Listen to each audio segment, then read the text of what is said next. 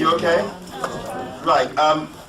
Quick introduction. And I'm sorry we're a few minutes late. My name is Reverend Nimsapunge. I pastor a church not too far in Tottenham Town Hall called Freedom's Ark.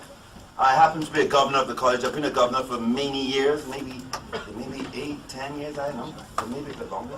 But I've been a governor for quite a long while. And love the college. It's just an amazing place. And I'm glad that you're part of the learners in this college.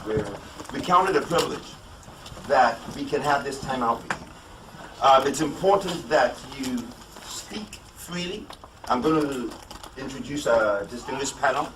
So, my understanding of stop and search and the problems with it comes from my work as a lawyer. About 15 years advising people who have been wrongly stopped and searched, quite often prosecuted for assaulting or obstructing police officers when, in actual fact, they've resisted unlawful stops and searches. And then subsequently advising people on complaints and bringing civil actions when they've been wrongly detained, falsely imprisoned or assaulted. So that's where I'm coming from. My view is that the biggest problem with stop and search is that it's used by the police, unfortunately too often in my view, for the wrong reasons. It's an investigative tool and it's supposed to be intelligence-led or based on real, reasonable suspicion that someone might be carrying drugs or weapons or stolen articles. Thank you. Gosh, he's really strict, isn't he? Can you hear me all right? Yeah. Yes, good. So my name's Helen Millichap, as you heard. I'm the Borough Commander for Haringey Police. Okay, so Haringey Police is run locally by a Borough Commander, and that's my job. It operates the same way as 31 other boroughs in the Met. And then we also have some headquarters functions. So sometimes when stop and search is conducted on this borough, it could well be a local officer, and that would be an officer who's under my control, or it could be an officer who is on the borough for some other reason, because we do draw in other resources to our borough when it needs be. So for example, if we have particular spikes in crime or particular problems, sometimes we're joined by officers who actually are based somewhere else. So that creates a bit of a complicated scenario sometimes when we're talking about things like stop search. Because it's really easy for me to stand here and say that I totally agree with everything you say. Stop search is an effective tool when used properly and when officers are establishing their grounds properly.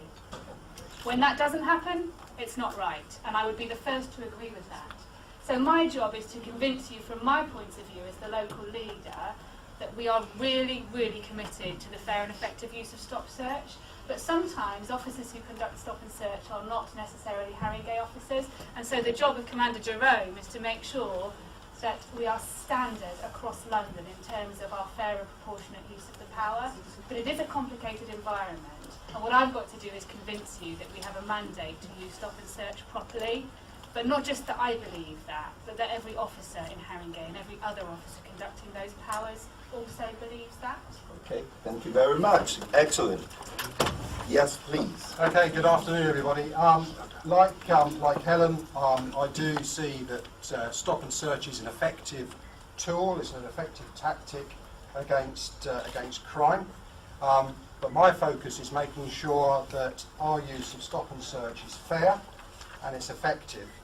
I want you to have that confidence in us, because that's what sets this country apart in terms of its policing, that we do it with your consent. So the smell of cannabis on its own is insufficient grounds for stop and search. That guidance was issued to officers back in 2013. We were the first force in the country to have done so, and now that's been adopted as a national best practice.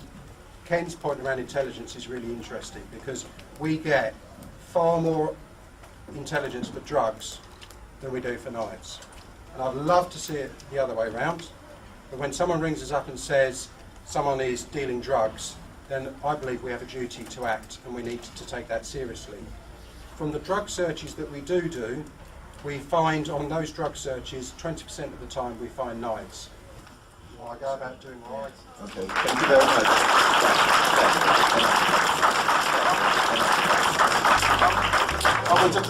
I'll start by disagreeing with the commander about 20% of return rate on the cannabis, because that's not the case. What I do find is this about cannabis. I find that if you're under the PACE Act, if you're black in Haringey, you're 3 times more likely to be stopped and searched for carrying cannabis. Not not as a dealer, but just as a user. But if under the Stop and Search, under the Misuse of Drugs Act, Section 23, you're 6 times more likely to be stopped and searched as a black man as opposed to white. And we quite clearly know that most people, Hostel Range does that as a general smoke.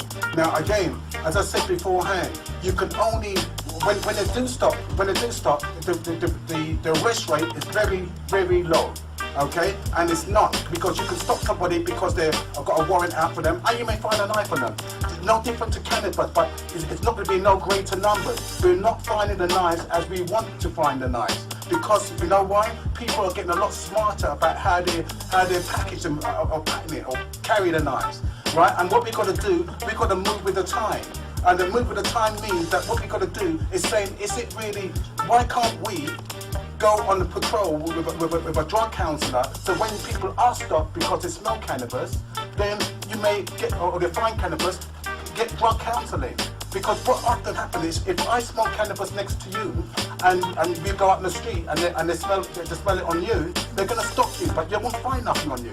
Because that's what happens. If you stand in a park or in a closed space, you may get the smell from somebody else. You may be sitting on a train and someone must have some skunk in their pocket and get up and you sit in that seat. Next thing you may be detected of having cannabis. But why can't they stop Class A?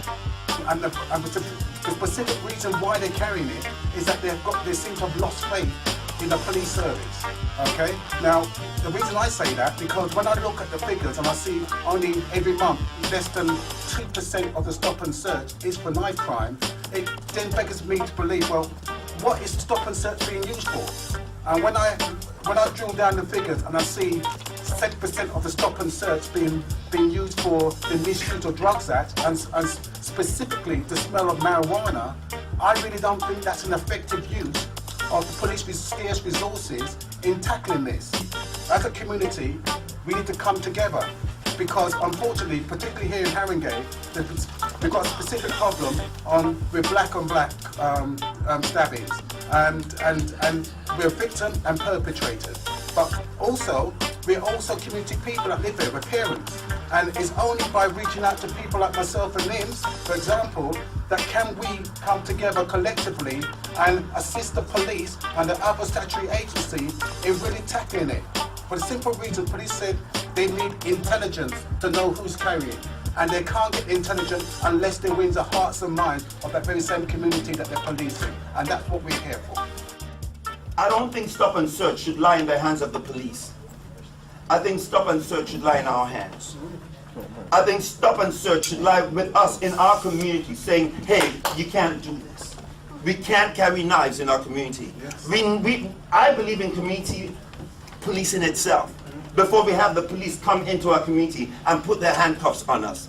Let's start talking to ourselves. Let's start challenging ourselves. And let's start taking responsibility for the future of each one of us. Your future is important to us. The future of young people is important to us. I want you to put your hands together for this amazing project. Thank you very much.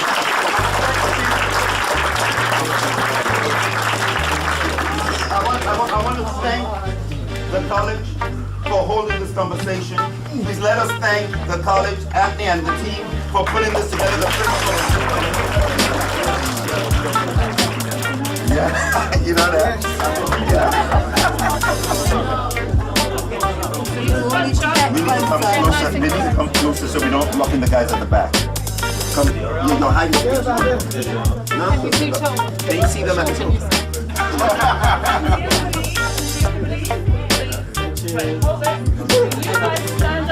You guys now stand. Ah.